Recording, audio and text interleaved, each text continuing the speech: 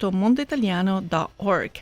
So we are very happy to have this mom and daughter team joining us, Michela Maria Smith and Sandi Grasso, to present their latest project, Heirloom, a short documentary about Sandi's and Michela's own quest to discover why Italian Americans still love to garden. The film has been featured at numerous film festivals, including the Arizona International Film Festival, New Jersey's Golden Door International Film Festival, and its premiere at the Los Angeles Italian Film Festival. It will be its first showing in Italy this summer at the Andaras Film Festival in Sardinia. The film was produced by NOIAFT founder Taylor Taglianetti. Buonasera. Welcome, Michela and Sandi. Buonasera. Buonasera. Thank you so much for having us. Oh, the pleasure, it's all ours. And Sandi, if at some point I call you Zia Bedda, it's your fault because that's your Instagram handle.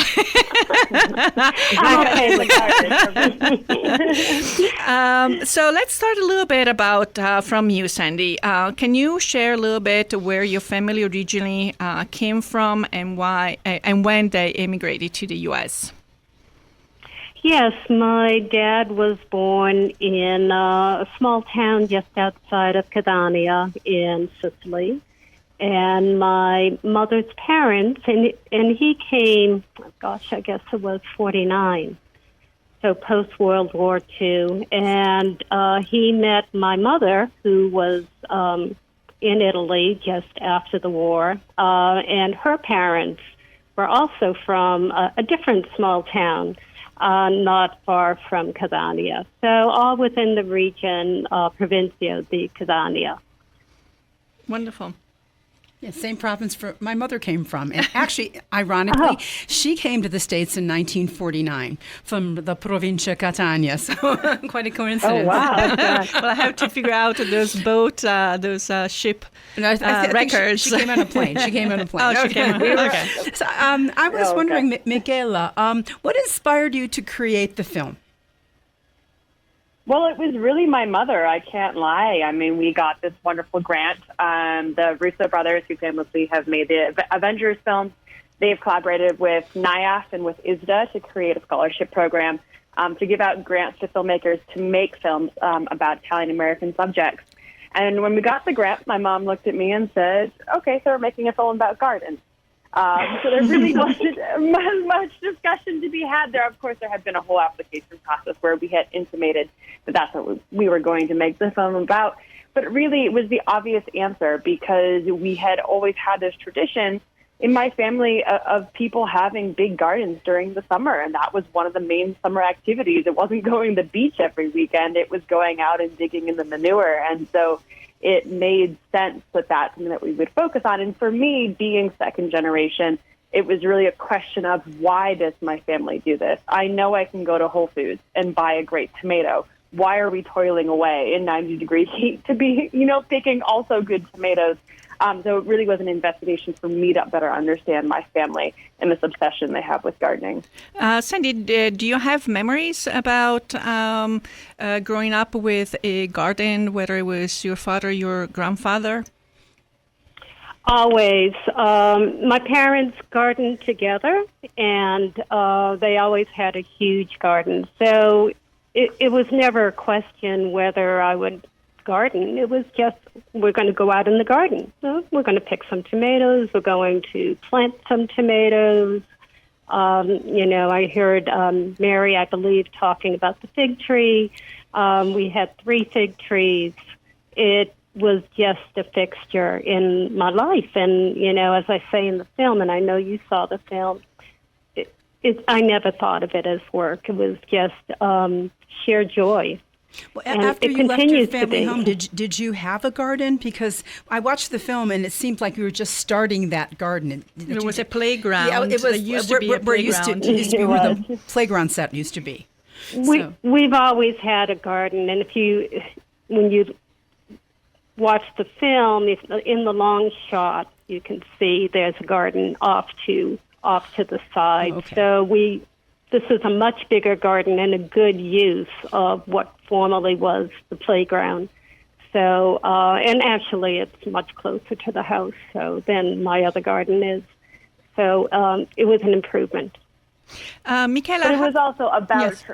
Go ahead, sorry. I didn't say it was also about trying to, have a renaissance to return to the type of gardening that my mom's parents had made such a big part of their lives. My mom was able to keep it up, but certainly when we were little, that was a much harder responsibility, to be tending a huge garden. So a big impetus for the film and for, the new garden that she now has was to return to that level and quantity of gardening. True. Michela, still for you, in the documentary, you interviewed several experts on the Italian-American identity. How did you find them, and maybe did they all have the same position? Did you find different positions or different information based on who you were interviewing? Yeah, we definitely did, which is both interesting and frustrating as a documentarian, it's because you're trying to kind of try to solidify a specific thesis and people have lots of different thoughts.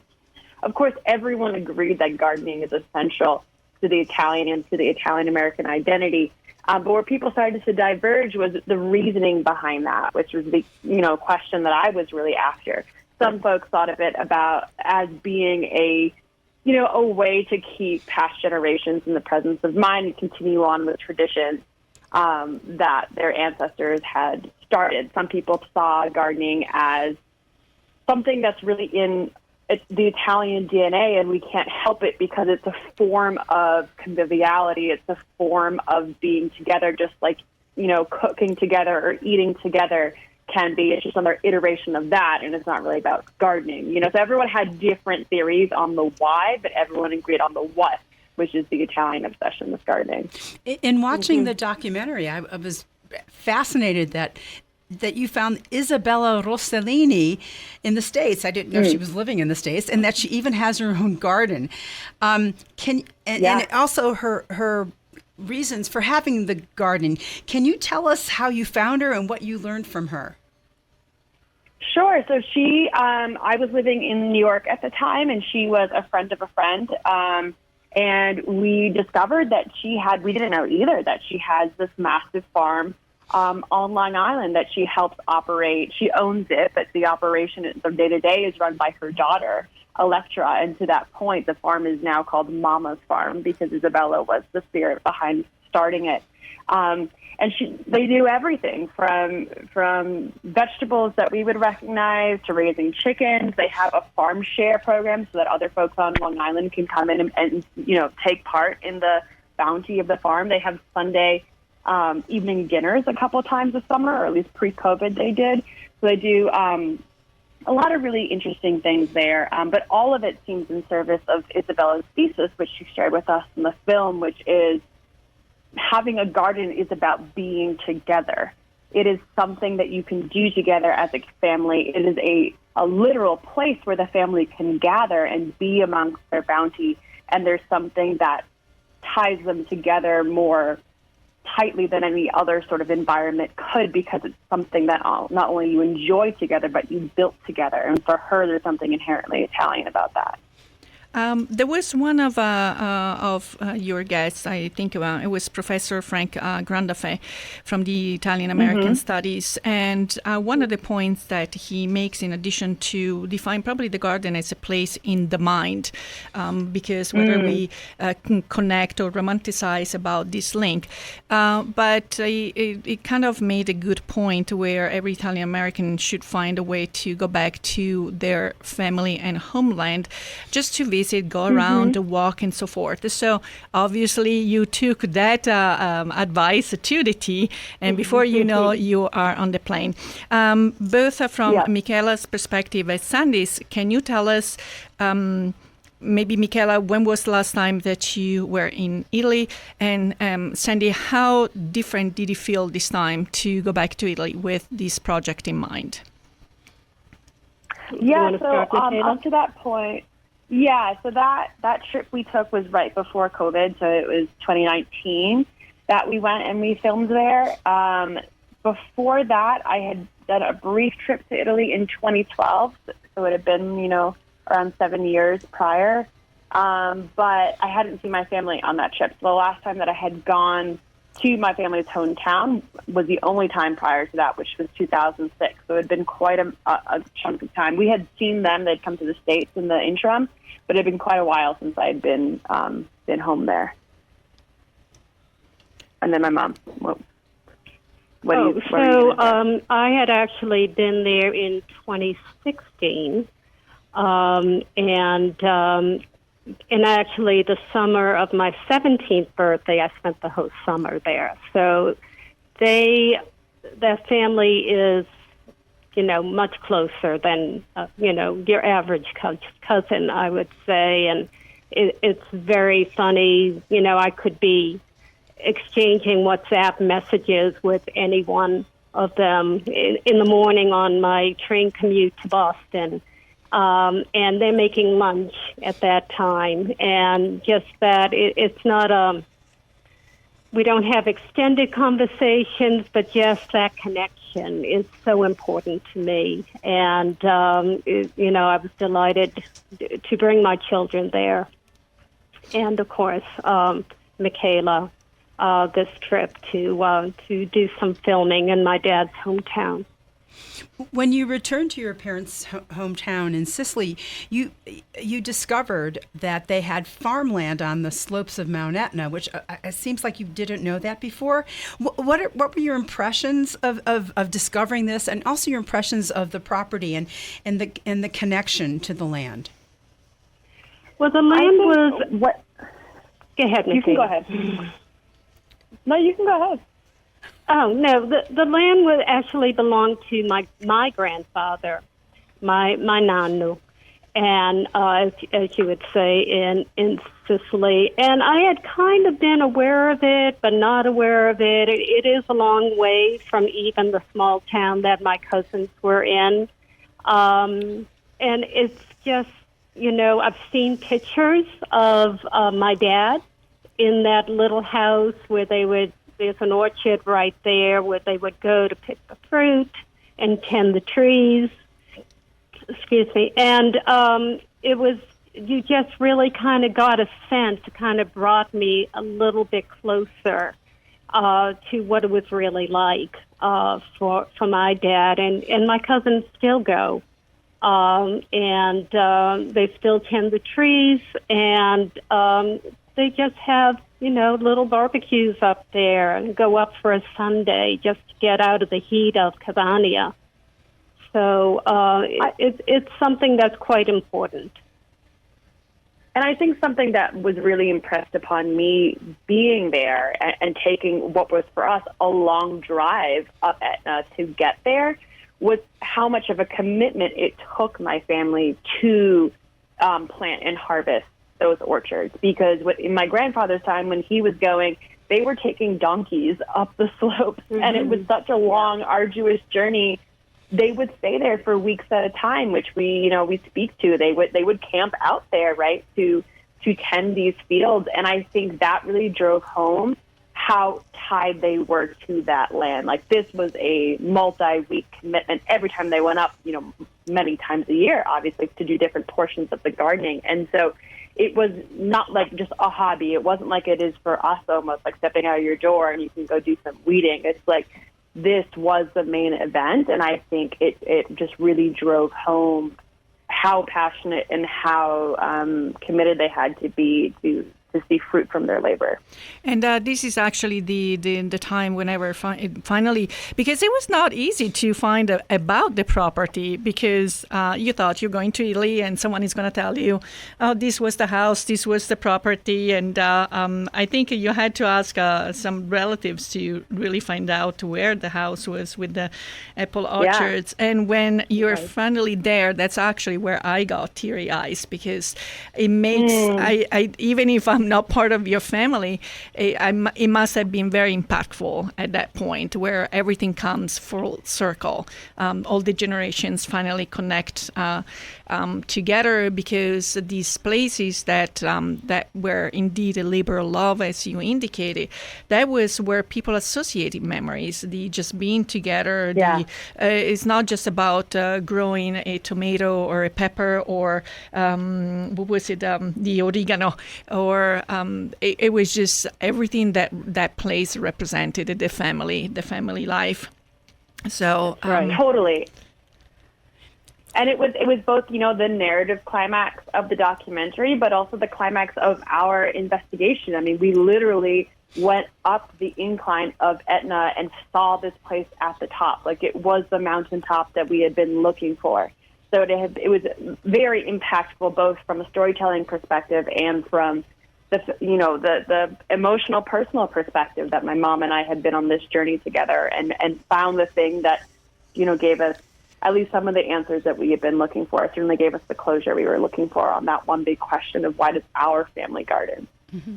Mm-hmm. How, this making of this documentary was quite an undertaking, and both emotional and probably technical, and et cetera, et cetera. How has the experience of making this documentary changed or influenced, Michela, your relationship with your mother, and Sandi, your relationship with your daughter? Well, as my mom can attest, we've always been very close, so that was something that, there wasn't much change to that. But I think I'll speak for myself and then maybe speak for my mom too, and she can tell me if I'm right or wrong. But I think I garnered a better understanding of why gardening is so important to my mom, and understanding that priority and wanting to do the same. I mean, in the past, I kind of just said, I don't have a green thumb. That's just the way it's going to be. But now I want to. I'm not saying I've achieved it. I could show you plants that speak to that. But like the desire is there because I am so hyper aware of the continuity of that green thumb and what it means to be able to pass that down. So I think that's something that I've gained from this process. And at least I feel, being on one side of it, I feel like my mom maybe understands my filmmaking process more, whereas that's something that I kind of learned on my own. My mom being by my side as I made this documentary, I think helped her to understand what I do a little bit more. I don't know if you agree with me. Yeah, I definitely do. I mean, it's been an amazing journey together, and as Michela said, we've always been close, but I think this really even made us closer. And, every so often I would step back and say, I never thought of it that way. Some aspect of the documentary, I had originally thought of it more from an academic perspective, and that she's infused it with humor and warmth and, just not the experts. And, if it was all by myself, we wouldn't be having this conversation, because Michela made the documentary what it is. And I so appreciate and admire her talent as a filmmaker. And you finally build something together, especially when it's something that is going to show on Google Earth. Yes, exactly. Well, Michela and Sandi, this was indeed another conversation that took everyone back home to some good memories, and indeed a very nice and comfy place to be in right now. And I wish you in bocca al lupo all the best for future screening of your documentary. And at some point, can you tell us how the public will be able to access your documentary? What are the plans for Heirloom? Sure. So right now we are in the festival. Yeah, right now we're in the festival process, which kind of prohibits us from posting online or starting to share links like that. So we'll continue to update all of our social media about our festival screenings. We have quite a few coming up in Italy at the Ischia Film Festival, the Ischia Global Film Festival, Andaras in Sardinia. But we also have some in the U.S. coming up, so we'll continue to update our social media. So make sure you follow at Heirloom the Film on Instagram to be kept abreast of those screenings. And then hopefully we're going to have sold it soon to a platform where folks can go and screen it, like on an Amazon or a Netflix. So we will certainly, when that happens, you will all hear about it. Thank you. And we'll keep on sharing. We'll keep on sharing the news and the dates. Thank you very much. Bye-bye. Thank you. Grazie mille. Bye-bye. Okay, well, unfortunately, the hour is almost up. Il Big Ben ha detto stop. It's time for us to say arrivederci e alla prossima. We want to thank you all for tuning into the program. If you have any questions or comments, please contact us at the Italian Radio Hour at gmail.com. We'd love to hear from you. And Viviana, who will be our guest next week? Well, next week we will talk to Anna Harsh, an award-winning dancer, choreographer, artistic director of Allegro Dance Company in Washington, PA, and she's also the author of La Danza, Conflict, Passion, and Healing. She will talk to us about her book and how to preserve Italian traditional dances for future generations. Should be an interesting conversation. And now, to all of the listeners, I want to remind you all that if you or any of your family or friends have missed a prior episode or would like to listen to this episode again, please visit our website at www.istitutomondoitaliano.org and click on the Italian Radio Hour tab. Vorremmo ringraziare le nostre ospiti Rosetta Costantino, Mary Miniti, Michela Smith, Sandi Grasso, il nostro sponsor Istituto Mondo Italiano e alla Boara per la musica. And finally, before we leave, here is the trivia question for next week. What does "sei come il prezzemolo" mean? Again, what does "sei come il prezzemolo" mean? You can send in your answers to the Italian Radio Hour at gmail.com. And if you're not living in the Pittsburgh area or you might be out of town, remember, you can catch us streaming live at khbradio.com every Thursday at 5 p.m. And be sure to like us on Instagram and Facebook at The Italian Radio Hour. Until next time, alla prossima. Ciao.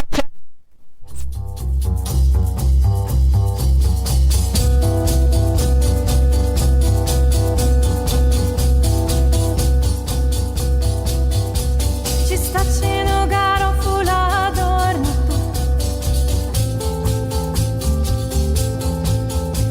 e culirami con voglia la via.